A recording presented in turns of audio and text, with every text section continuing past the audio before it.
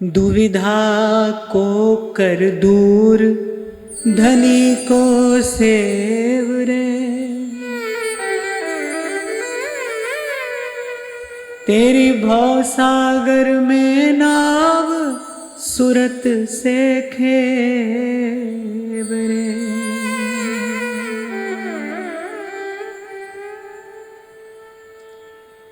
सतपथ का निर्देश करते हुए संत कह रहे हैं कि दुविधा को कर दूर। दुविधा क्या है? मानव जीवन की दुविधा क्या है? चलो आप ही से पूछते हैं। आप इतना श्रवण करते हो, चिंतन भी करते हो, मैं आपसे पूछूं कि आपके मत में, आपके विचार में दुविधा क्या है? मैंने स्पष्ट तो कर दिया, दुविधा माने दो रास्ते हैं। और संत कह रहे हैं कि सतपथ पर चलने के लिए सबसे पहला काम क्या करना है?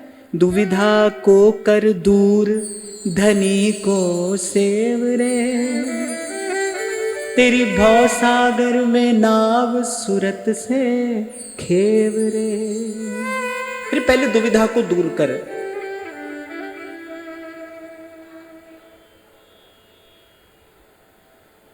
कोई और?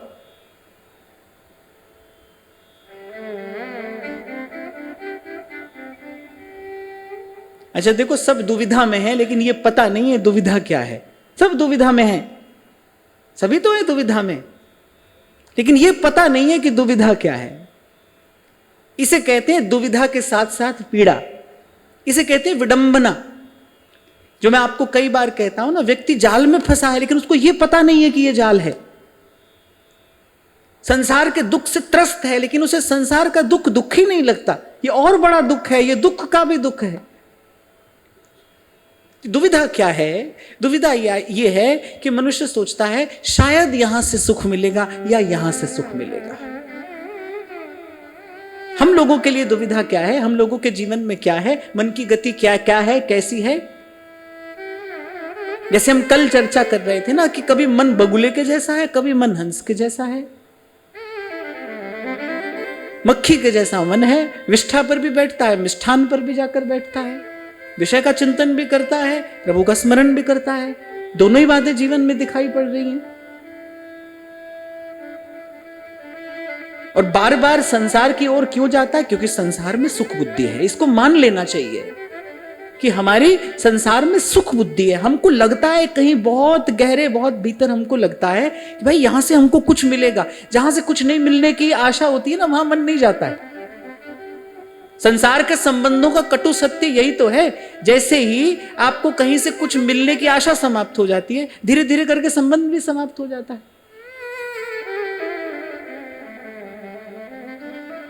आज पति देव को पत्नी से बहुत प्रेम है, कल पत्नी को कोई असाध्य रोग हो जाता है, वो साल 2 साल के लिए शैया पर पड़ जाती है, और 2 साल के बाद वही पति भगवान से प्रार्थना करता है, संतों के पास जाता है, महाराज इसकी मुक्ति का कोई उपाय बता दो। क्या बदला? वो जो वहां से सुख मिल रहा था, वो सुख मिलने की आशा धीरे धीरे समाप्त हो गई। अब उस संबंध का कोई काम नहीं, अब उस संबंध का कोई मूल्य नहीं। ये जो मैं आपको बार बार कहता हूं कि भाई मन जाता है, भागता है संसार में। आज भी किसी बच्ची ने ये प्रश्न पूछा कि माला करते हैं तो जब मन यहां वहां जाता है तो इसका अर्थ क्या है कि नाम जप व्यर्थ हो रहा है? नहीं भाई, नाम जप व्यर्थ नहीं होता। मैं तो कहता हूं बड़ी अच्छी बात है कि कम से कम आपको अपने मन की दौड़ भाग का पता तो चल रहा है। कितने तो संसार में बेचारे ऐसे ही हैं जो मन के पीछे पीछे ऐसे ही भटक रहे हैं, भाग रहे हैं, उनको ये भी पता नहीं है कि हम भटक रहे हैं। जैसे अभी मैंने आपसे पूछा दुविधा क्या है? दुविधा में सब है लेकिन किसी को ये पता नहीं है दुविधा है क्या। ये जो हमारी थोड़ी घनी संसार में सुख बुद्धि है ना, हमको लगता है शायद भाई यहां से कुछ मिलेगा, शायद यहां से कुछ मिल सकता है। ये कटु सत्य है, पर मुझे यथावत आपको कहना पड़ेगा, ये आपके मेरे जीवन का कटु सत्य है कि ये जो मन जाता है ना, बार बार उलझता है, अटकता है, इसका कारण यही है कि कहीं बहुत भीतर हमारी सुख बुद्धि, हमको लगता है भाई यहां से कुछ मिल सकता है। जैसे मिलने की संभावना समाप्त हो जाएगी वैसे मन हट जाएगा यहां से। श्री दत्तात्रेय भगवान जब 24 गुरुओं की बात करते हैं तो उसमें कहते हैं कि एक पिंगला भी मेरी गुरु है। वो विदेह नगरी की एक नगर वधू है। वो कहती है, आशा ही परमम दुखम नैराश्यम परमम सुखम। जब तक यहां से निराश नहीं हुई तब तक दुखी थी।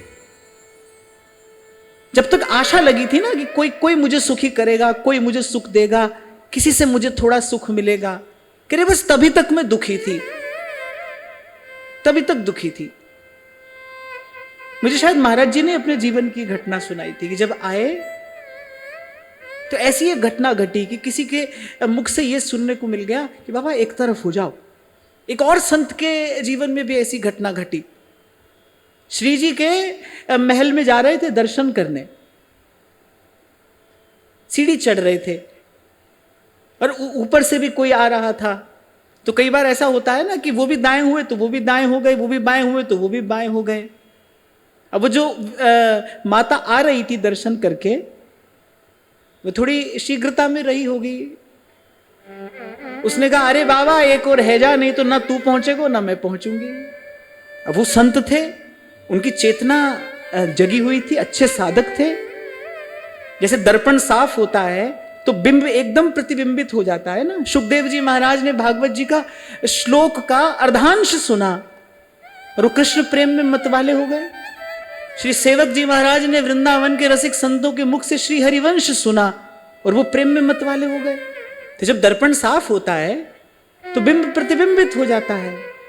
हमारे मन के दर्पण पर इतनी धूल जमी है भाई, इतना सुन रहे हैं, इतना सुन रहे हैं, पर नहीं आ रहा है समझ में, बात नहीं बन रही है, दुविधा दूर नहीं हो रही है, मन का संशय नहीं भाग रहा है। तो वो संत बहुत अच्छे साधक रहे होंगे, जगी होगी उनकी चेतना। अब उस माता ने तो बड़े सहज साधारण शब्दों में कहा, बोली बाबा एक और है जा। अच्छा, उनके मन में बड़ा द्वंद्व चल रहा था उस समय, उनके मन में बड़ा द्वंद्व चल रहा था कि भाई अब एक और होकर यहां पर भजन करें या घर संसार में रहते हुए थोड़ा थोड़ा व्यवहार करते हुए भजन करें। तभी तो मैं आपको कहता हूं कि गुरु सत्ता का कभी अभाव नहीं होता है। जब कोई शिष्य होता है कहीं भी किसी भी माध्यम से गुरु उस तक पहुंच जाता है और उसकी जिज्ञासा का समाधान कर देता है, उसको मार्ग दिखा देता है। ये बड़ी अद्भुत घटना घटती है प्रकृति में, इस अस्तित्व में। अगर कोई सच में प्यासा है तो ये इस देश में तो ऐसा होता है कि प्यासे के पास ही समंदर चल के आता है। प्यासा कहीं नहीं जाता, उसके पास चल के कोई आ जाता है। उनके मन में बड़ी दुविधा चल रही थी, भाई क्या करें कैसे करें। बस जैसे वो शब्द लग गए, जैसे किसी संत की बात लग जाती है ना, ऐसे वो ब्रजवासिन माता थी, ऐसे उसके शब्द लग गए। बोली बाबा एक और है जा, नहीं तो ना तू पहुंचेगा और ना मैं पहुंचूंगी। बस एक और हो गए, फिर पीछे मुड़कर नहीं देखा। तो कह रहे प्रभु की सेवा करने की विधि क्या है, कैसे धनी का सेवन किया जाए, कैसे प्रभु की सेवा की जाए। प्रभु में हमारी पूर्ण आत्मीयता, प्रभु में पूरा पूरा अपनापन कब होगा, प्रभु कब प्यारे लगेंगे, प्रभु कब हमें अपने प्राण प्रियतम लगेंगे, जब ये दुविधा दूर हो जाएगी। दुविधा को कर दूर धनी को सेव रे। और दुविधा कैसे दूर होगी? अब बताओ हमारी दुविधा कैसे दूर हो, हमको तो पता ही नहीं है दुविधा क्या है, दूर कैसे हो। अरे जी आपने जो मुझे प्रसाद दिया उसमें सबसे पहले श्री देवकी माता जी के 2 शब्द लिखे हैं। उसमें पहली ही पंक्ति इतनी हृदय स्पर्शी है। पहली पंक्ति वो क्या लिखती हैं कि जब सब पुरुषार्थ करके मैं हार चुकी थी और सब पुरुषार्थ कर लेने के बाद भी मेरे जीवन का सूनापन नहीं मिट रहा था। आप देखो क्या होती है करुण हृदय की पुकार, और कैसे आधे नाम पे भगवान आते हैं। ये बिल्कुल सत्य है। मैंने तो महाराज जी जब पुस्तक खोली तो मैं आगे तो बहुत बाद में पहुंचा। वो जो पहले के 2 शब्द लिखे थे वो इतने हृदय स्पर्शी थे, मेरे नेत्र सजल हो गए और मुझे रोम रोम पुलकित होने लगा कि वो माता कह रही हैं कि जब मैं सारे पुरुषार्थ करके हार गई थी और सब करने के बाद भी मेरे जीवन का सूनापन नहीं मिट रहा था, तब मेरे मन ने ऐसा कहा अब कोई ऐसा संत मिल जाए जिसने प्रभु के घर का दरवाजा देखा हो। अब मुझे कोई ऐसा संत मिल जाए जिसने प्रभु के घर का द्वार देखा हो। जैसे बाबा फरीद कहते हैं उठ फरीदा सुत्या। अरे साधन करने की सोच तो सही, अपना जीवन सुधारने की बात सोच तो सही। उठ फरीदा सुत्या, जा दुनिया वेखण जा, जे कोई मिल जाए बख्शिया, तू भी बख्शिया जा। कोई ऐसा मिल जाए जिसने उसके घर का दरवाजा देखा हो, जिसने वो रास्ता देखा हो, जो उस पर चला हो, ऐसा कोई संत मिल जाए। और फिर क्योंकि जिस भाव से उन्होंने वो शब्द लिखे हैं उसी भाव का संचार होता है पढ़ने वाले में भी। ध्यान रखना, लिखने वाला जिस भाव से लिख रहा है उसकी उसी भावना का संचार पढ़ने वाले में होगा। कुछ ग्रंथों की रचना केवल अपनी पंडिताई दिखाने के लिए की जाती है, उन ग्रंथों से वही कार्य होता है। मानस की रचना किस लिए की है? मन को सुख मिले। स्वांतः सुखाय तुलसी रघुनाथ गाथा। वो स्वामी जी स्वयं कह रहे हैं कि मैंने किस लिए लिखा है, मेरे मन को सुख मिले। इसीलिए जो उसका आश्रय लेता है उसके मन को सुख मिलता है। तो मैं समझ पा रहा था, मैं थोड़ा अनुभव कर पा रहा था कि भाव के किस धरातल पर, किस अहोभाव में भरकर उन साधिका ने वो शब्द लिखे होंगे कि फिर प्रभु की कृपा हुई, फिर प्रभु की कृपा हुई और श्री स्वामी शरणानंद जी महाराज जैसा एक संत मुझे मिल गया। और फिर सत्संग का परिणाम भी बताती है फिर क्या हुआ। कितने सुंदर तरीके से उन्होंने लिखा कि और महाराज श्री का सत्संग मिलते ही कहते इच्छाओं की निवृत्ति हो गई, जिज्ञासाओं का समाधान हो गया और प्रतिक्षण बढ़ने वाली प्रीति प्राप्त हो गई। यही संत के मिलने का प्रसाद है। कि हमारी इच्छाओं की निवृत्ति हो गई, पूर्ति नहीं। महाराज श्री मिले और हमारी इच्छाओं की निवृत्ति हो गई। कुछ दिन पहले मैंने आपको कहा था, ठाकुर जी अपनी कृपा से काम पूर्ण करते हैं, संत अपनी कृपा से पूर्ण काम करते हैं। आप सीधे ठाकुर जी के पास जाओ, आप जिस काम के लिए जाओगे काम पूरा हो जाएगा। वो भक्तवांछा कल्पतरु हैं, वो काम पूरा करेंगे। लेकिन संत काम पूरा नहीं करता है, संत पूर्ण काम कर देता है। वो कह रही है महाराज श्री मिले, संत मिले, कर कृपा संत मिले। प्रभु की कृपा हुई और मुझे ऐसा संत मिल गया जिसकी कृपा से मेरी इच्छाओं की निवृत्ति हो गई, मेरी जिज्ञासाओं का समाधान हो गया। मन में कोई प्रश्न नहीं रहा, मन में कोई दुविधा नहीं रही, जिज्ञासाओं का समाधान हो गया और प्रतिक्षण बढ़ने वाली प्रभु से प्रीति प्राप्त हो गई। तो मैं ये कह रहा था आपको कि जब संत कह रहे हैं कि दुविधा को कर दूर, तो हम कैसे करें भाई? हमको तो खबर भी नहीं है दुविधा है क्या, हमारे भीतर कहां दुविधा है, हमको तो अभी ये भी खबर नहीं है। नैन निकट काजर लसे पे दर्पण दिखलाए। हमको तो दर्पण चाहिए, हमको संत चाहिए, कोई जो सबसे पहले हमें बताए हमारे जीवन की दुविधा क्या है, फिर अपनी कृपा से उस दुविधा को दूर करे। इसीलिए अनेक बार मैं विनम्रता पूर्वक आपको कहता हूं, ये कहना सुनना केवल कहना सुनना नहीं है। इन शब्दों में शक्ति है, इन शब्दों में ऊर्जा है। ये शब्द शक्तिपात करते हैं। गुरु कृपा करता है और कह रहे ढाए कपट के कोट। गुरु के शब्द शक्तिपात करते हैं। तभी उस दिन मैंने उस माता को उत्तर दिया कि मैं भाई जो बात करता हूं वो यहीं से कर देता हूं। जो शक्ति है, जो जागृति है, जो चेतना है, वो व्यासपीठ से कहे हुए शब्द में है। और मैं आपको एक और बात भी बताऊं, आप यही बात मुझसे मेरे घर पर आकर सुनो, मुझे नहीं लगता आपको कोई लाभ होगा।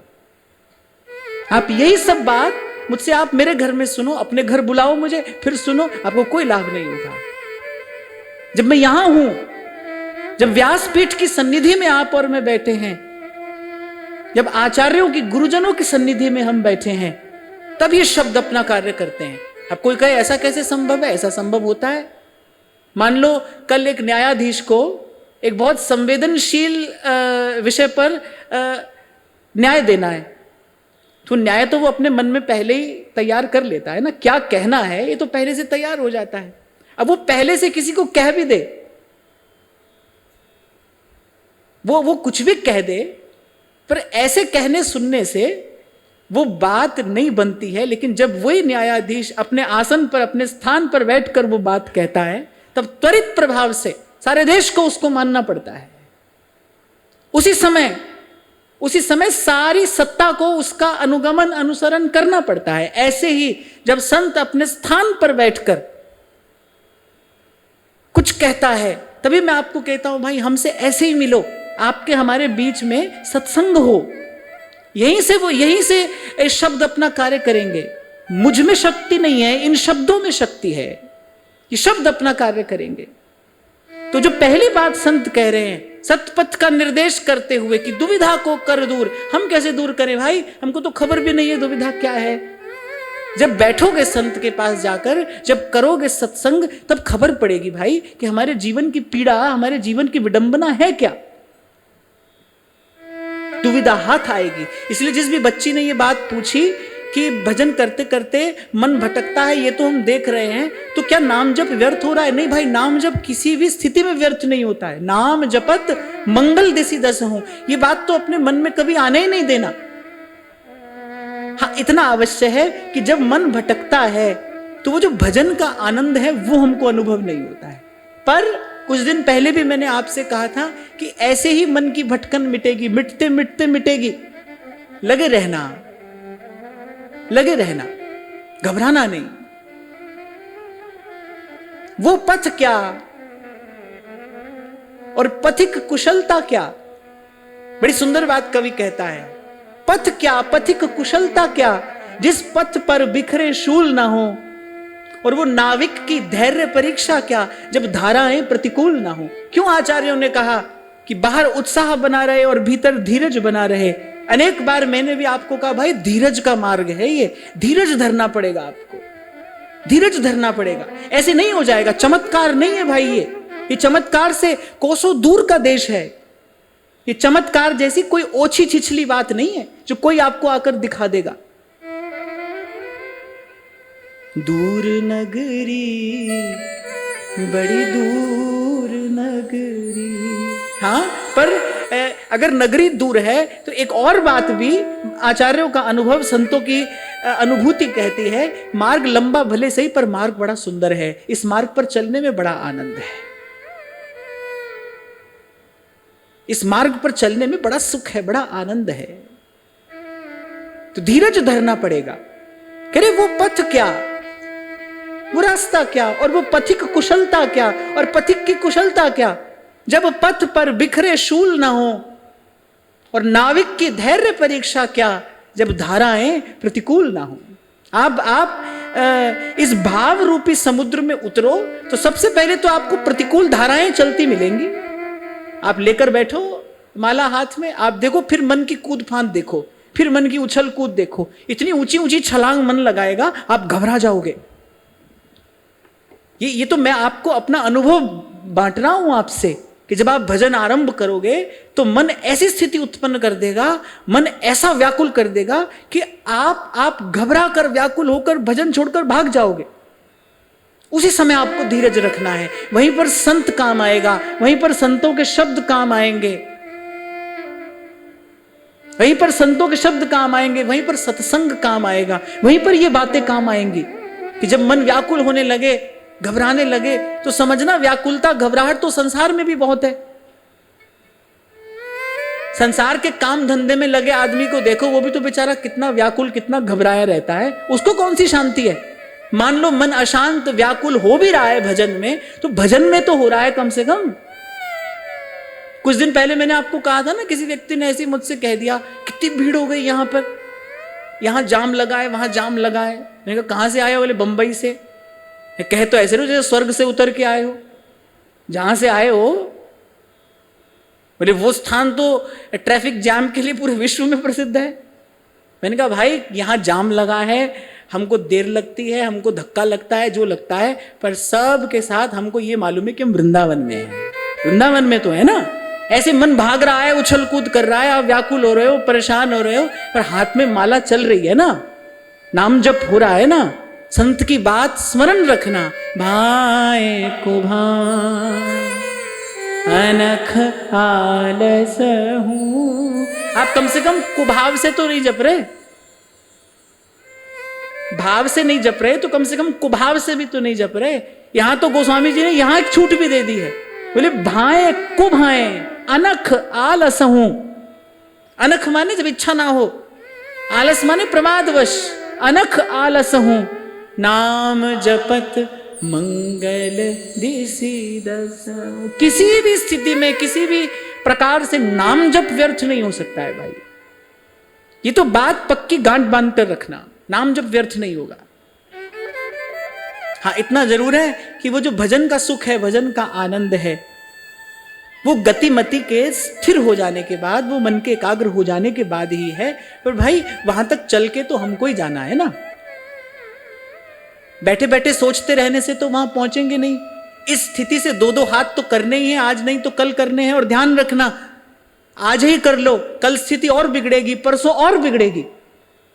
अगर भजन करना आरंभ नहीं किया, आज नहीं किया, तो कल मन और बिगड़ेगा, परसों और बिगड़ेगा। और कभी मैंने आपको कहा था, भाई आपके हिस्से का काम है, जब कल अपने लिए कोई करने आने ही नहीं वाला है, फिर इस काम को कल पर छोड़ना क्यों है? फिर तो आज से ही आरंभ करना चाहिए। और मैं कहता हूं, एक बार थोड़ी मेहनत ठाकुर जी के लिए करके तो देखो।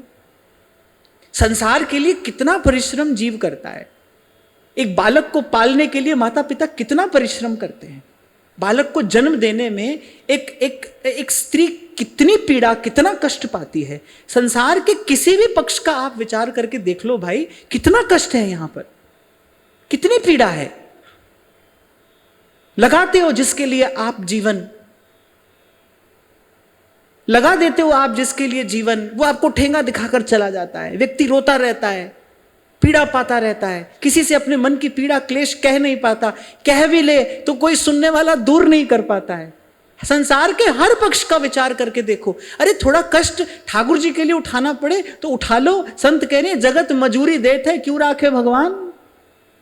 संसार भी परिश्रम करने पर कुछ मजदूरी देता है, एक बार मजदूरी उसके लिए करके देखो।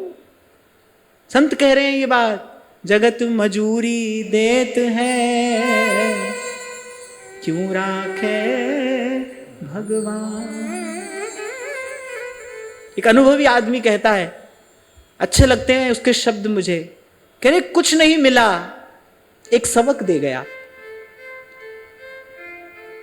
कह रहे कुछ नहीं मिला, बस एक सबक दे गया। जाने वाला, कुछ नहीं मिला, एक सबक दे गया कि खाक हो जाता है इंसान खाक से बने इंसान के पीछे।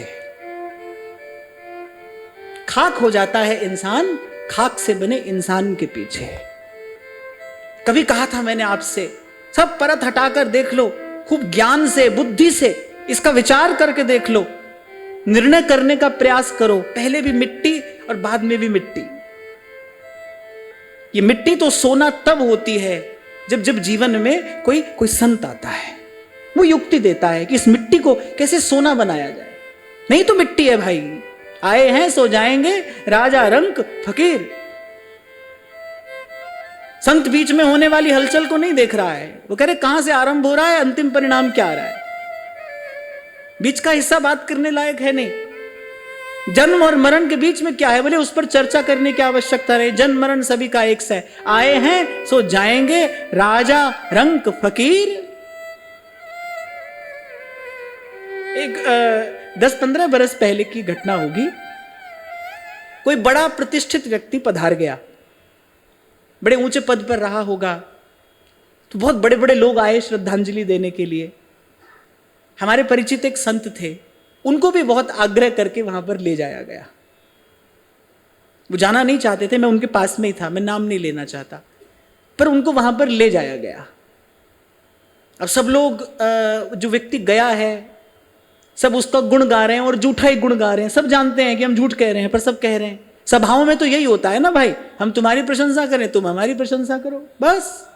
ये जो मिलना मिलाना है, ये सब इसीलिए तो होता है। हम तुमको अच्छा बताएं, तुम हमको अच्छा बताओ। तो सब उसका झूठा ही यश गा रहे थे। अब उन संत की भी बारी आई बोलने की। संत भी बड़े मान्य, बड़े प्रतिष्ठित संत हैं, उनकी बात आई। तो 2 पंक्तियां बोली, आए हैं सो जाएंगे राजा रंक फकीर, कोई सिंहासन चढ़ चला, कोई बंधा जंजीर। सबकी एक सी गति तो हो रही है, और बीच में क्या है? बीच में भी द्वंद्व के अतिरिक्त और कुछ नहीं है। खोना पाना, आना जाना, लेना देना, यही तो है बीच में भी। पहले भी मिट्टी है, बाद में भी मिट्टी है। तो कह रहे कुछ नहीं मिला, एक सबक दे गया, खाक हो जाता है इंसान, खाक से बने इंसान के पीछे। और बुद्धिमान हो आप, एक बार इसका विचार करके देखो, सत्य तो यही है, सत्य यही तो कह रहा है। सत्य तो स्वयं सिद्ध है ना, वो तो मणिदीप है, वो मिट्टी का दीपक नहीं है कि उसमें घी डालना पड़े किसी को। वो तो मणिदीप है, वो तो अपने ही प्रकाश से प्रकाशित है। हाँ, अब व्यक्ति अंधा हो तो फिर दोष किसको दे? तो सत्य तो स्वयं सिद्ध है और प्रकट है। और प्रभु की बड़ी कृपा और करुणा है कि प्रभु बार बार आपको इस सत्य की अनुभूति भी कराते हैं। लेकिन जैसे शरीर का कोई अंग सुन्न हो जाने पर कोई उस पर चिकुटी काटे तो पता नहीं चलता है ना, ऐसे ही विषय के चिंतन से हमारी बुद्धि में जो जड़ता है, वो जो प्रभु बार बार चिकुटी काटते हैं ना, हमको पता नहीं चलता है, हमको पता नहीं चलता है। ठाकुर जी तो बार बार दिखाते हैं, संकेत करते हैं, हमको खबर नहीं पड़ती है। आप ठाकुर जी कहते हो, ठाकुर किसको कहते हैं? बड़ी बड़ी सुंदर व्याख्या है ठाकुर शब्द की। कहते हैं भक्तानाम हृदयेषु ठुक ठुक करोति इति ठक्कुरः एव ठाकुरः। हृदय में बैठा ठुक ठुक ठुक ठुक करता रहता है। ये जो धक धक धक धक हो रही है, ये कौन कर रहा है?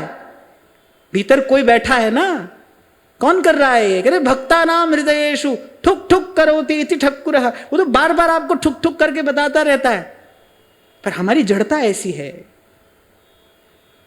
बुद्धि ऐसी जड़ हो गई है। इसलिए उदाहरण दिया एक छोटा सा मैंने, शरीर का कोई हिस्सा सुन्न हो जाता है, जब उसमें कोई सुई चुभोए तो पता नहीं चलता है। डॉक्टर पूरी चीर फाड़ कर देते हैं सुन्न करके, किसी को पता ही नहीं चलता है। ऐसी वो जड़ता आ गई है जीवन में, पता नहीं चल रहा है क्या हो रहा है। तो मैं ये कह रहा था भाई, बड़ा कष्ट है यहां पर भी, थोड़ा प्रभु के लिए पालो, अगर पाना भी पड़े तो। वैसे तो भक्ति में कोई कष्ट नहीं है, फल रूपत्वात्, तो फल रूपा है, बड़ी मीठी बड़ी मधुर। और जिसकी भक्ति कर रहे हो वो कैसा है? मधुराधिपतेरखिलम मधुरम। वो तो मधुर से भी मधुर है, मधुराधिपति है, सारे माधुर्य का सार है।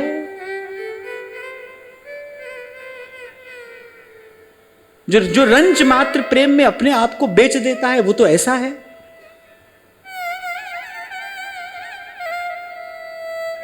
ये तो बात मैं केवल आपको कहने के लिए कह रहा हूं कि यदि थोड़ा सा कष्ट पाना भी पड़े तो कोई हानि नहीं है, पर कष्ट पाना ही नहीं पड़ता है भाई। हमको तो नहीं कोई कष्ट पाना पड़ा आज तक।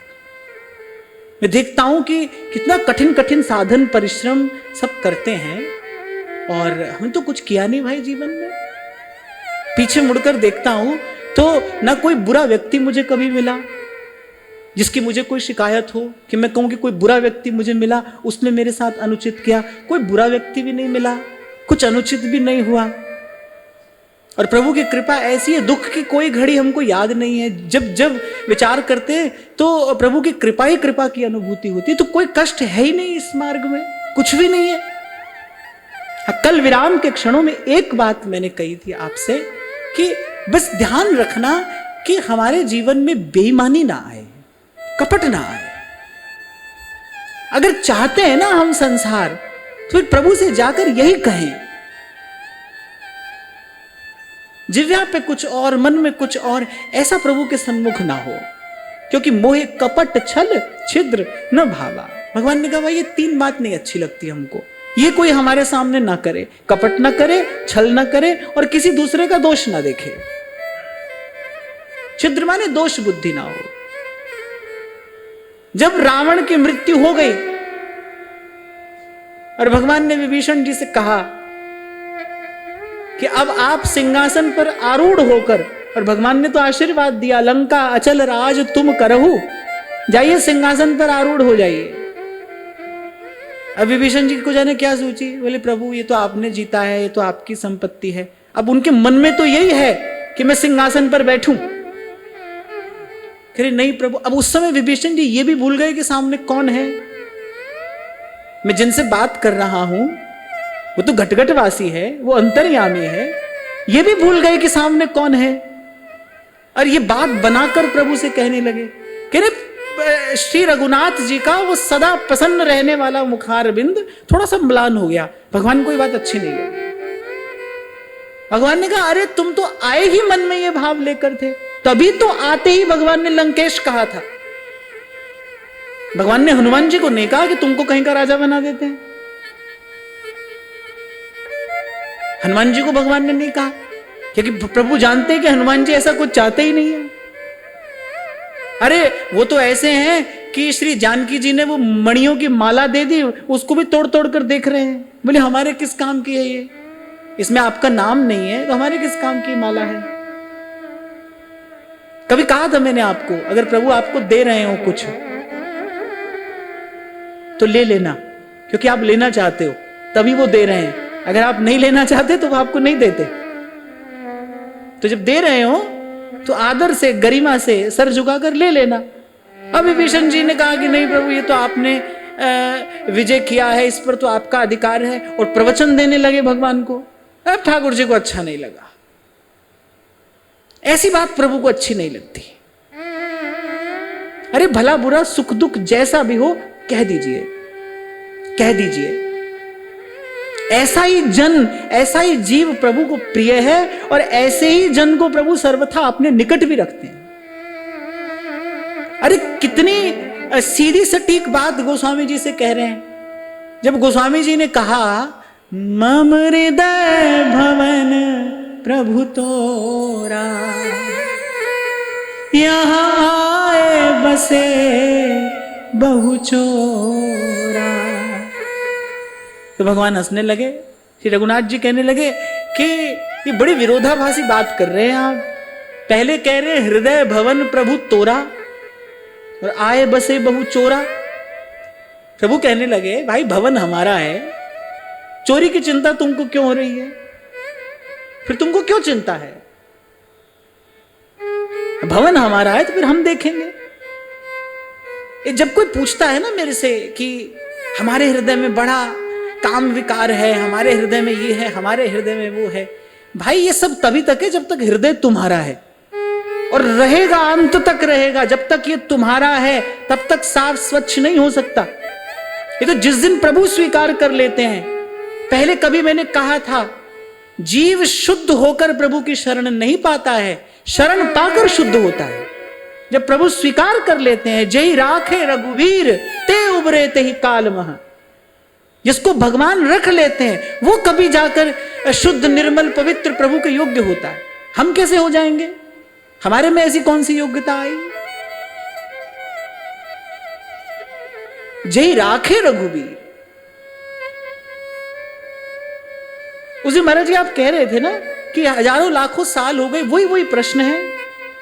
सब यही प्रश्न तो पूछ रहे, कब से कहीं जाकर देख लो, हर रोज यही एक प्रश्न है। हमारे मन में विकार है। अब है भाई, है क्या करें? जो करने का काम है वो करिए ना, जो करने का काम संतों ने दिया है वो करिए। राम सिमर राम सिमर एहि तेरो काज है, राम सिमर राम सिमर। मैं तो बड़े विश्वास से ये कह रहा हूं, कहता आया हूं कि भाई ये सब प्रश्न तभी तक हैं जब तक नाम में आपकी निष्ठा का उदय नहीं हुआ है।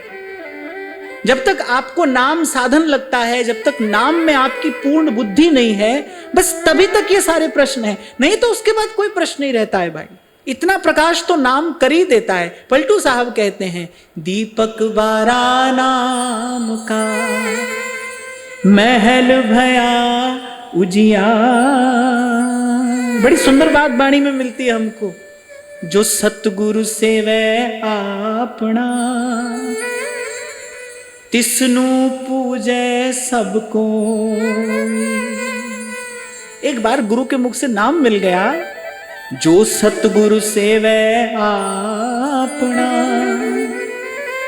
तिसनु पूजै सबको। सबन उपावा सिर उपाव है। सब उपायों के ऊपर, सब उपायों का सिरमौर उपाय है। सबन उपावा सिर उपाव है। हरि नाम परापत हो। मैं भी भाई आपके लिए क्लास लगा सकता हूं एक। हाँ भाई आओ प्रश्न पूछो, हम उत्तर देंगे। कोई कठिन काम थोड़ी है। और आजकल भाई यही देखने सुनने वाले लोग ज्यादा हैं, उनकी भीड़ है, पर उसका कोई औचित्य नहीं है, उसका कोई प्रयोजन नहीं है। ये सब बात, ये सब द्वंद्व तभी तक है जब तक आपकी नाम में निष्ठा नहीं हुई है।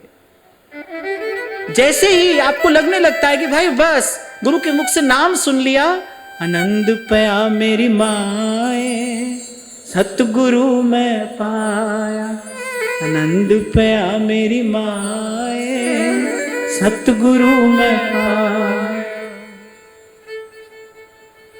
आनंद पया मेरी माए सतगुरु मैं पाया, आनंद पया मेरी माए सतगुरु मैं पाया, सतगुरता पाया सहज से पी मन वजिया बधाइया, सतगुरता पाया सहज से ती मन वजिया बधाइया, आनंद पया मेरी माए सतगुरु मैं पाया, आनंद पया मेरी माए सतगुरु मैं पाया, सतगुरता पाया सहज से ती मन वजिया बधाइया, सतगुरता पाया सहज से ती मन वजिया बधाइया।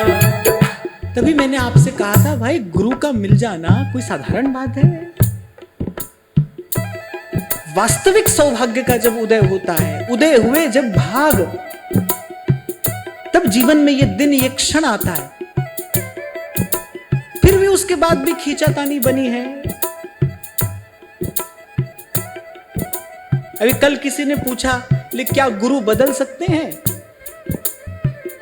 गुरु अगर हुआ तो इससे पहले तुम कुछ बदलने की सोचो, वो तुमको ही बदल देगा। अगर गुरु ही मिला है उससे पहले तुम कुछ बदलने की सोचोगे, वो तुमको बदल देगा। मैं हो गई होर दी होर। अब गुरु मिल जाए ना, जब नाम परापत होई, रे मन मेरे आ सदा रहो हरि नाम, रे मन मेरे आ सदा रहो हरि नाम, रे मन मेरे आ सदा रहो हरि नाम, रे मन मेरे आ सदा रहो हरि नाम। आपने गुरु के मुख से नाम नहीं सुना है, उसने नाम के रूप में प्रभु का हाथ आपके हाथ में दिया है। क्यों छोड़ते हो? प्रभु का हाथ छोड़ते ही क्यों हो? ये तो भाई मेला लगा है। मां के साथ बालक मेला देखने जाता है तो मां कहती है बेटा कस के पकड़ना, मुझे छोड़ना नहीं, छोड़ के जाना नहीं, कस के पकड़ लेना मुझे। ये तो भाई मेला लगा है संसार में, तो छोड़ते क्यों हो हाथ? आपको लगता है नाम सुना है, नाम नहीं है भाई, प्रभु का हाथ, प्रभु का साथ गुरु ने दिया है। नाम तो सच्चा साथी है। कल मैं आपको यही तो कह रहा था, मैं तो केवल इसी संकल्प से आकर बैठता हूं, आपके मेरे सबके जीवन में नाम के प्रति निष्ठा का, प्रीति का उदय हो जाए। बस ये जो कहना सुनना है, सब कर मांगू एक फल, ये जो हुआ और हो रहा है इसका एक फल, एक प्रसाद हमको मिले। हमारे जीवन में नाम की प्रीति का उदय हो जाए, नाम प्यारा लगे, नाम मीठा लगे, नाम मधुर लगे। सबना गल्ला समरथ स्वामी सो क्यों मनो बिसारा, सबना गल्ला समरथ स्वामी सो क्यों मनो बिसारे, रे मन मेरे आ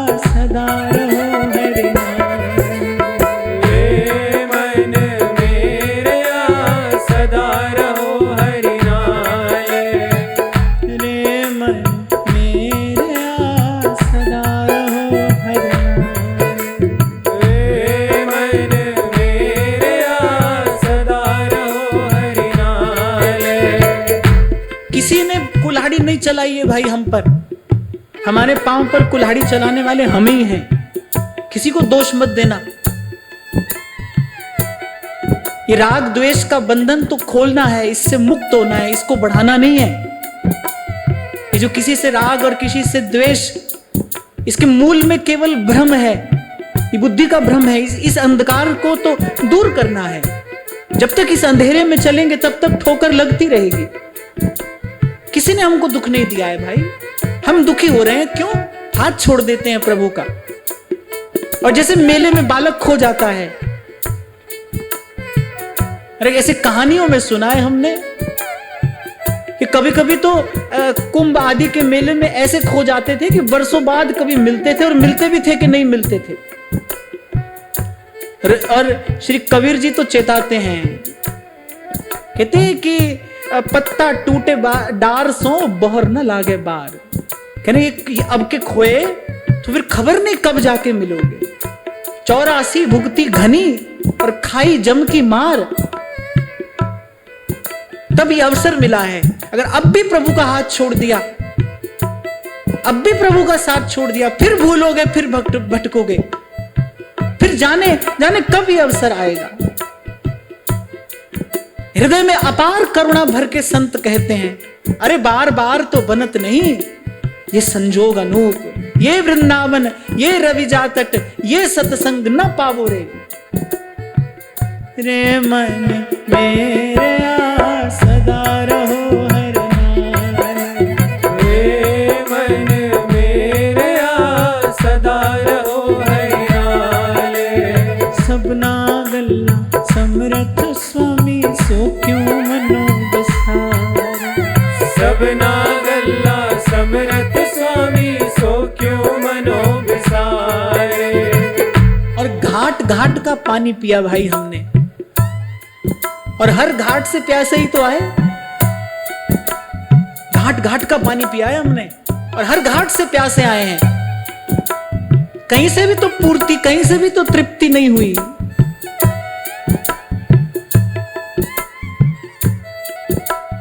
संत तो कभी कभी फटकार लगाते हैं। अरे जैसे जेठ के महीने में एक कुत्ता द्वार द्वार जाता है, हड़काया कुकर द्वार द्वार जाता है, हाँफ रहा है, उसको कहीं चैन नहीं मिल रहा है। बाहर भी ताप है और भीतर उससे भी अधिक ताप है। यही दशा जीव की है। अरे विसारता क्यों है प्रभु को? सदा रहो हर नाले। जब गुरु ने ऐसी व्यवस्था कर दी है, नाम देकर आपको नाम सुना दिया, सदा प्रभु के संग रहने की व्यवस्था है दीक्षा। किसको कहते हैं दीक्षा? ये सदा प्रभु के संग रहने की व्यवस्था है, गुरु ने व्यवस्था करके दी है। उसको छोड़ छोड़ कर जीव जाता है, गुरुजनों की बात से, संत जनों की बात से विमुख होकर जाता है। कहां सुख पाए, कैसे सुख पाए, और फिर हो तो पाए। इसलिए संत तो बड़े प्यार से दुलारते हुए कहते हैं, रे मन मेरा सदा रहो हर नाम, रे मन मेरे सदा रहो हरि नाले।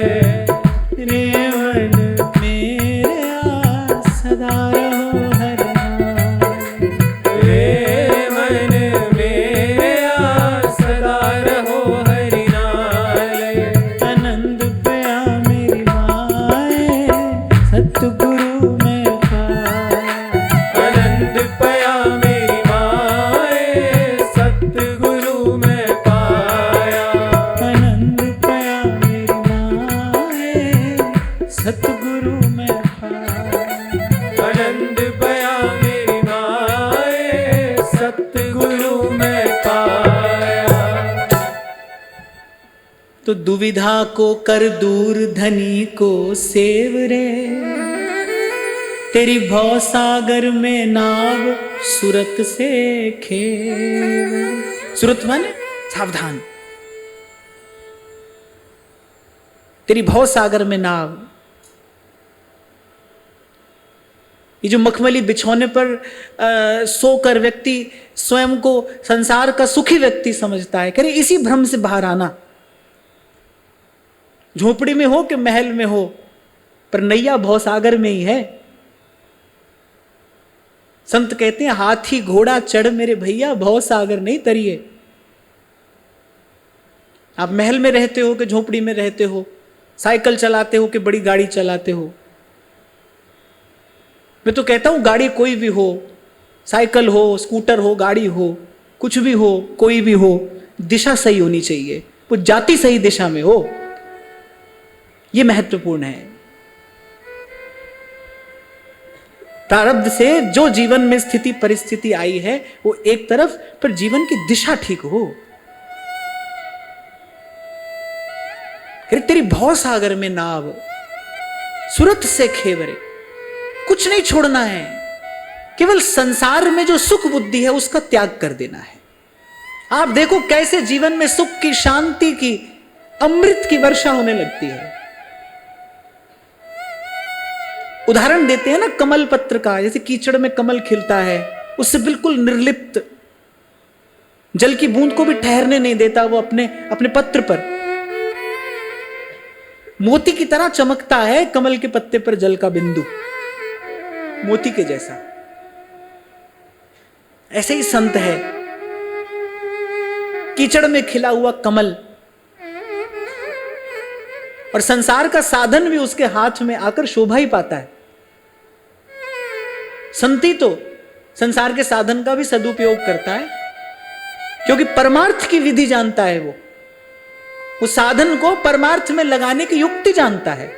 इसीलिए जैसे कमल के पत्ते पर जल की बूंद भी मोती के जैसी शोभा पाती है, ऐसे संत के पास अगर संसार का साधन हो तो भी शोभा पाता है मोती के जैसा, क्योंकि वो परमार्थ की विधि जानता है, युक्ति जानता है। वो प्रभु की वस्तु, प्रभु को निवेदन करने का गुण जानता है। सिमर सिमर गुरु नाम चिरजीव जीव रे। कह रही रोज रोज के मरने से मुक्त हो जाए। जीना मरना नहीं है भाई, ये तो मरना है। पैदा होते ही आदमी मर रहा है। पैदा यहां कोई नहीं हो रहा है भाई, सब मर रहे हैं। अनुभूति प्राप्त महापुरुष तभी तो कहते हैं मरे बहिर्मुख। एक पंक्ति में, यहां इस साखी में एक पंक्ति में कबीर जी ने ग्रंथ लिख दिया है पूरा। मरे बहिर्मुख, जो बाहर देखेगा वो मरेगा। साधु जीवे भर भर नाम, रसायन पीवे हमको मिला जियावन हाया। हम नाम मई है संसारा। चिरजीव जीव रे। चिरजीव माने चिरंजीवी।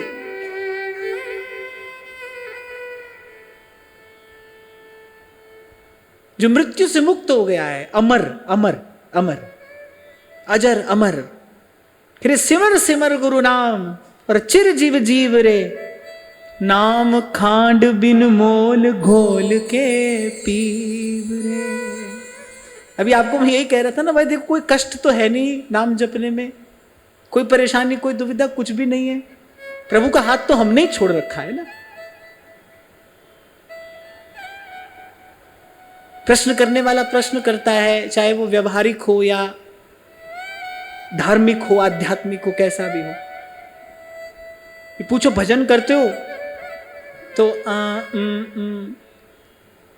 भाई कोई पेड़ पे थोड़ी लगा है सुख का फल तुमको तोड़ कर दे देगा। तभी 2 दिन पहले मैंने आपको कहा था, हमारा लाभ क्या है आपके जीवन में? हमारा लाभ यह है कि ये जो कथन श्रवण हो रहा है ना, इसकी कृपा से उत्साह बढ़े हमारे जीवन में भजन का। हमको हमारा लक्ष्य स्पष्ट दिखाई देने लगे। हम यही कर सकते हैं। भजन तो आपको ही करना है भाई। ये काम तो आपको ही करना है। हम तो आपको काम करने की प्रेरणा देंगे, आपको प्रोत्साहन देंगे। जब आप थोड़े निराश हताश होने लगोगे तो हो सकता है हमारे शब्द आपको फिर ऊर्जा से भर दे। हम तो ये काम करेंगे, पर जाने हुए का अनादर मत करिए। एक बड़ी महत्वपूर्ण बात मिलती है ये हमको, और हम सौभाग्यशाली हैं भाई कि हमको एक ऐसे पवित्र देश में जन्म मिला है जहां पर हमको ऐसे संत परंपरा से प्राप्त हुए हैं, ऐसा अद्भुत ज्ञान है जिनके पास में, जो जन्म जन्म की उलझी हुई गुत्थियों को सुलझाने में समर्थ हैं। ये स्वामी श्री शरणानंद जी महाराज का ही वाक्य है कि आप अपने जाने हुए का ही अनादर कर रहे हैं ना। अपने जाने हुए का अनादर मत करिए, तो आत्म अनादर है। पर एक बात मैंने आपसे छोटी सी ये साथ में निवेदन की थी, भाई दो बात हम जानते हैं, हम उसका ही अनादर कर रहे हैं तो प्रकृति अगला रहस्य क्यों खोलेगी हमारे सामने। जो थोड़ा बहुत हम जान रहे हैं पहले उसको तो हम अपने जीवन में लेकर आए, उसका तो निधिध्यासन करें, उसको तो आदर से ग्रहण किया जाए। सुमिर सुमिर गुरु नाम चिरजीव जीव रे, नाम खांड बिन मोल घोल के पीव रे। कह रहे देखो गुरु ने बिना ही कुछ लिए दे दिया है। ये गुरु को तो कुछ दिया नहीं, उससे तो लिया है, और उसने बिना ही मोल के वस्तु अमोलक दी मेरे सतगुरु। बाईसा कह रही है वस्तु अमोलक, बाकी तो सब चीज का मोल है।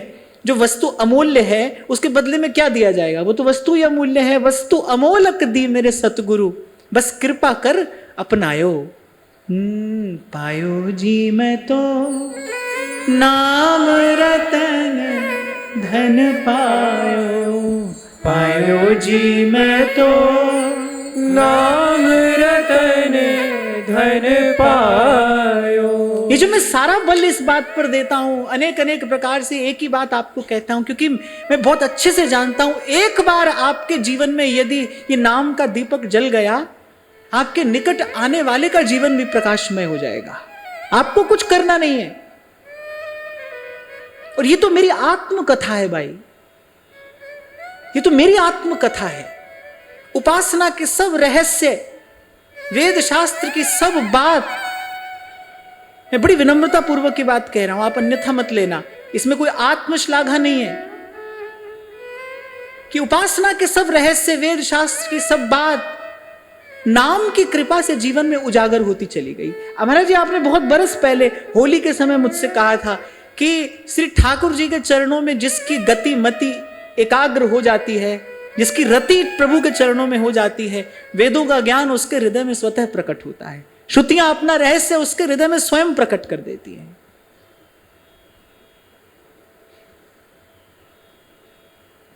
और आपकी कृपा से वो जो प्रसाद हमको मिला, मैंने तो अपने जीवन में भाई ये अद्भुत चमत्कार होते देखा।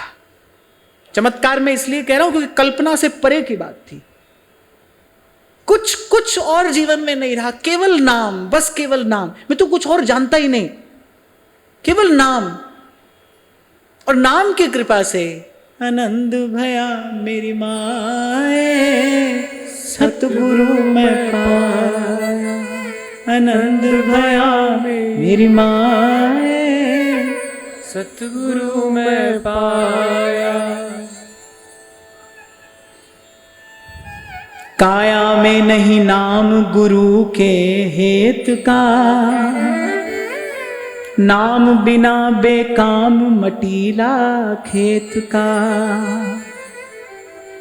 कहते अगर ये तन, ये जो प्रभु ने प्रसाद दिया करुणा करके, गोस्वामी जी कहते हैं कि करुणा करके नर देह दी है प्रभु ने, कह रहे अगर भजन नहीं किया तो सावधान कर रहे हैं, ऊंचे बैठ कचहरी न्याव चुकावते। यहां तो उछल कूद करके चले जाओ, पर कल मैंने कहा था ना भाई, कहां जाओगे? जमीन भी उसी की है, आसमान भी उसी का है, आसमान में बैठे फरिश्ते भी उसी के हैं। कहां जाओगे? कहां तक किससे लेना देना करोगे भाई? कौन बचाएगा जब जम द्वारे कटियत नक छीके। जीव की दशा का विचार करके ही तो संतों ने कहा है, धर्म राय जब लेखा मांगे क्या मुख लेके जाएगा रे मन, राम सिमर पछताएगा रे मन, राम सिमर पछताए। जैसे जैसे जननी दिन रात बालक के हित चिंतन में लगी रहती है ना, कभी प्यार करती है, कभी दुलार करती है, कभी उसका मनपसंद भोजन उसको देती है, कभी खिलौना भी देती है, कभी फटकारती भी है, कभी चपत भी लगा देती है, फिर चाहती क्या है, चाहती एक है कि बालक का हित हो। ऐसे संतों ने भी अनेक अनेक प्रकार से अनेक अनेक भावों में भरकर एक ही बात चाहिए कि किसी प्रकार जीव भजन में लग जाए। राम सिमर पछताएगा रे मन, राम सिमर पछताएगा। कहत कबीर सुनो भई साधो, कहत कबीर सुनो भई साधो, साध संगत तर जाएगा रे मन, राम सिमर पछताएगा रे मन, राम सिमर पछताएगा। ऊंचे बैठ कचहरी न्याव चुकावते। एक और अर्थ यहां पर है, ते माटी मिल गए नजर नहीं आवते। कह रहे जो यहां बैठकर दूसरे का न्याय करते थे, अपने हाथ में राजदंड लेकर जो यहां बैठकर दूसरे का न्याय करते थे, कह रहे वो भी आज नजर नहीं आते हैं, वो भी माटी में मिल गए। नारायण तिनको कहूं रहो न नाम निशान। धन का मद हो, यौवन का मद हो, राज मद हो, मद कोई भी हो, कम से कम इस संसार में उपलब्ध होने वाला। अच्छा, वैसे मैं तो कभी कभी ये भी सोचता हूं कि केवल ऐसे कुछ पीने वाले कोई लोग समझते हैं बुरा है कि ये नशे में है। नशे में तो सब हैं, कोई धन के मद में है, कोई जोबन के मद में है, मूर्खता का भी एक मद है, कई मूर्खता कई मद में रहते हैं। जोबन मद है, धन मद है, राज मद है, ये भी तो सब मद हैं। और कुछ मद तो ऐसे हैं जो आपको उतार कर ही उतरते हैं, कुछ तो ऐसे हैं थोड़ी देर में उतर जाते हैं, कुछ ऐसे हैं कि आपको अच्छे तरीके से उतार कर ही उतरते हैं। जोवन का मद ऐसा है, सत्ता का मद ऐसा है, प्रभुता पाए काय मद नाही।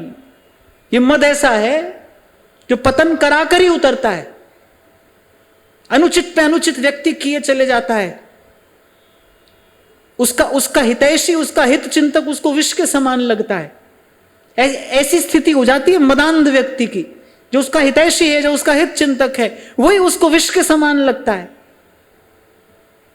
तो सावधान कर रहे हैं, नाम बिना बेकाम मटीला खेत का, जब काया में नहीं नाम गुरु के हेत का। ऊंचे बैठ कचहरी न्याव चुकावते, ते माटी मिल गए नजर नहीं आवते। तू पाया धन धाम देख मत भूल रे, 4 दिना का रंग मिलेगा धूल रे। पर इन बातों को सुनकर जैसे एक स्थिति होती है जिसको श्मशान वैराग्य कहते हैं। ये थोड़ी देर के लिए वैराग्य होता है, फिर घूम फिर कर फिर वही। तो ऐसे हमारी स्थिति ना हो। ये सब बात किस लिए कही जा रही है? ये बात जीवन में वस्तुतः अमृत घोलने के लिए संत कह रहे हैं कि प्रेरणा पाकर हम चले सतमार्ग की ओर। और फिर क्या ये सत्य नहीं है? ये जो कहा जा रहा है, क्या ये सत्य नहीं है? अगर ईमानदारी से बैठकर सोचोगे तो केवल यही सत्य है। तू पाया धन धाम देख मत भूल रे। इसीलिए तो संत कहते हैं कि बलिहारी उस दुख के जो पल पल नाम रटाए, सुख के माथे सिल पड़े, जो नाम हृदय से जाए। बहुत सुख का साधन हो, बहुत जय जयकार होती हो, बहुत संसार के लोग प्यार दुलार करते हो, भूल जाते हैं भगवान। तभी तो मैंने कहा कि भक्ता नाम हृदयेषु ठुक ठुक करोति, जो भक्तों के हृदय में बैठकर ठुक ठुक करता रहता है। अच्छा, ठाकुर जी जिस पर कृपा करते हैं ना, उसको यहां चैन लेने नहीं देते। ये तो अनुभूत बात है। जिस पर प्रभु कृपा करेंगे, जिसको सोच लिया प्रभु ने अपना बनाने का, उसको यहां पर चैन नहीं लेने देंगे। वो कितना भी दौड़ ले, कितना भी भाग ले। तभी तो उस दिन आपसे मैं कह रहा था, भाई हमको ये बात समझ में आ गई कि हमारे सब संकल्प असफल करने वाले अगर आप हो, तो फिर हमको संकल्प करना ही क्यों है? फिर तो आपका ही संकल्प सफल हो। जहां ले चलोगे वहीं मैं चलूंगा। एक मद ऐसा है जो नहीं उतरता, नाम खुमारी नान का चढ़ी रहे दिन रात। गुरु की कृपा से नाम अमल छाका रहे। गुरु की कृपा से एक बार कोई ये पी ले, उसका मद नहीं उतरता। दिन भर रे और नजर भर देखे, अजर अमर की निशानी।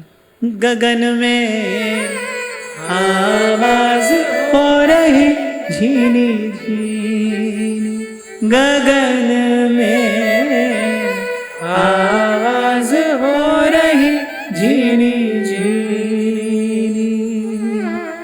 तू पाया धन धाम देख मत भूल रे, दिन चार का रंग मिलेगा धूल रे। बार बार नर देह नहीं यह वीर रे, चेत सके तो चेत कहे कबीर रे। बार बार नर देह नहीं यह वीर रे। श्री हरिवंश सार श्रुति बरन्यो, राधा हरिजस गावो रे। ये वृंदावन, ये रविजा तट, ये सत्संग न पावो रे। ये नर देह सजन प्रभु दीनी। कितनी सुंदर बात कह रहे हैं। सजन प्रभु, प्रियतम प्रभु ने कृपा करके दिया है ये प्रसाद। जिसको मनुष्य देह मिली है, वो ये समझ ले कि प्रभु मुझसे मिलना चाहते हैं, तभी ये देह दिया है। प्रभु से मिलने का साधन ही तो है मनुष्य का शरीर, और क्या है? मनुष्य का शरीर केवल प्रभु से मिलने का साधन है। जिसको मनुष्य का देह मिला, और वो भी ज्ञान सहित नर देह वर भरत खंड में होई, इस पवित्र भूमि पर जिसको यह अवसर मिला है, वो तो ये जान ले कि भाई प्रभु मुझसे मिलना चाहते हैं, अब प्रियतम मिलना चाहता है। इसीलिए कह रहे हैं, ये नर देह सजन प्रभु दीनी, ताहि न विषय हरावो। फिर विषय भोग में इसको गंवाइए मत, इसको नष्ट मत करिए, अपने पांव पर कुल्हाड़ी मत चलाइए, अपनी पीड़ा का कारण स्वयं मत बनिए। और फिर मैं तो एक और बात भी कहूंगा, कहकर वाणी को विराम की ओर लेकर जाऊंगा कि भाई हमारा उत्तरदायित्व तो अब जीवन के प्रति और बढ़ जाता है कि हमको ठाकुर जी केवल मनुष्य का देह ही नहीं दिए हैं, हमको यहां वृंदावन में संतों की शरण में भी लाकर बिठाया है। तो हमारा तो अब उत्तरदायित्व और अधिक बढ़ जाता है। प्रभु की भी कुछ हमसे अपेक्षा है, उनकी भी हमसे कुछ अपेक्षा है। हमारी एक्सपेक्टेशन पूरी नहीं होती, कितना बुरा लगता है। जीवन में सारा दुख इसी का ही तो है, जिससे आशा लगाई उससे पूरी नहीं हुई। अच्छा, और रचने वाले ने रचा कैसा है जीवन, कि जिससे आप चाहोगे उससे वस्तु नहीं मिलेगी आपको। ये भी कुछ ऐसी लीला है, रचनाकार की ऐसी रचना है, जिससे आप चाहते हो वस्तु मिले, उससे आपको नहीं मिलेगी। सारा संसार आपको देने को तैयार होगा, उससे आपको नहीं मिलेगी। पर जब इसका विचार किया जाए, यही तो प्रभु की कृपा और करुणा है। मिल जाए तो फिर जीव सदा सदा के लिए उसी में लिप्त हो जाएगा, उसी में उलझेगा। उलझना ही तो हमारा स्वभाव है, उसी में उलझेगा। नहीं देते प्रभु, इसीलिए मैंने कहा जिस पर कृपा करते हैं वो कितना भी दौड़ भाग कर ले, उसको सुख नहीं है, उसको विश्राम नहीं है, बिन हरि शरण। बस वृंदावन धाम की कृपा से और ज्ञान ध्यान तहां सकल प्रयास, और तो बात हमको क्या समझ में आनी थी, इतनी बात समझ में आ गई कि भाई हमारे लिए कहीं और ठौर नहीं है, हमको कुछ मिला तो यहीं से मिलेगा। तो इसलिए अपना सब साधन पुरुषार्थ गुरु चरणों में निवेदित करके और हम तो बैठ गए कि अब जो होना हो।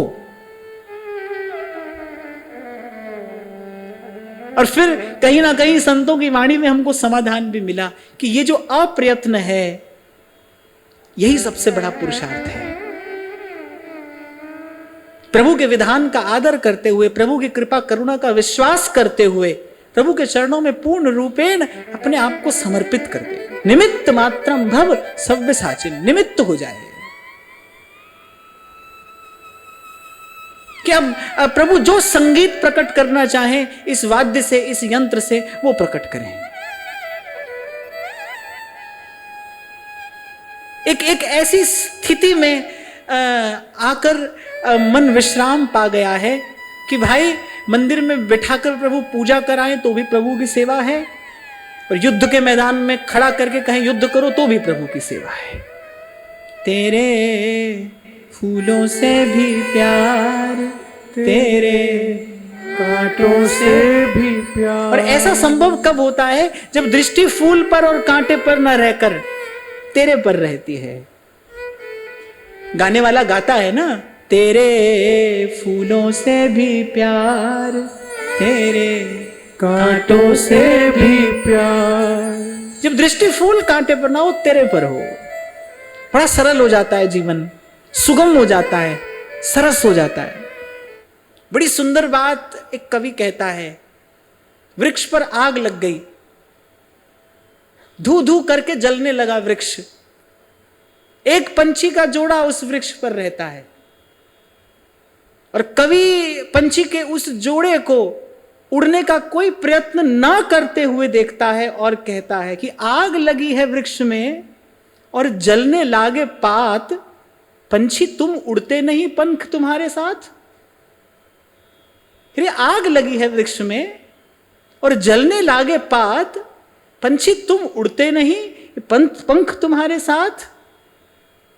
और पंछी क्या उत्तर देते हैं? कह रहे फल खाए हैं वृक्ष के और मैले किए हैं पात, इसी वृक्ष पर हमने बैठकर मलमूत्र त्यागा है। यानी फल खाए हैं वृक्ष के और मैले किए हैं पात। कह रहे अब धर्म हमारा यही है, जलेंगे इसके साथ, अब यही हमारा धर्म है, जलेंगे इसके साथ। तो हमारा तो भाई फूलों से भी प्यार है, कांटों से भी प्यार है। और फिर भी मैं एक बात आपको कह रहा हूं, यही कहकर ही मुझे भी चैन मिलेगा कि हमको तो प्रभु की कृपा से कभी कांटा लगा ही नहीं, प्रभु ने कभी कांटा लगने ही नहीं दिया। हमारे पास तो केवल दो ही पंक्तियां हैं कहने के लिए, उसके गुण उपकार का पा सकूं नहीं पार, रोम रोम कृतज्ञ है, करे सुधन्य पुकार, करे सुधन्य पुकार। केवल एक मौन समर्पण है। प्रभु की कृपा करुणा का विचार करके कुछ नहीं कहा जा सकता, कुछ नहीं कहा जा सकता। अपनी ओर देखें तो फिर क्या मुख ले बिनती करूं, लाज आवत है मोहे, तोहे देख अवगुण करूं, कैसे भाऊं तोहे। तो सब बात का विचार करके अंत में एक ही बात आती है, भाई प्रभु की बड़ी कृपा है, बड़ी कृपा है, बड़ी कृपा है, प्रभु ने ये अवसर दिया है। अब तो भाई आपको और मुझे इस अवसर का अधिक से अधिक सदुपयोग करना है। आज की बात यही श्री जी के चरणों में निवेदन करते हैं। महाराज श्री के चरणों में प्रणाम। आप सबके हृदयस्थ हित प्रभु को, भाव प्रभु को नमन।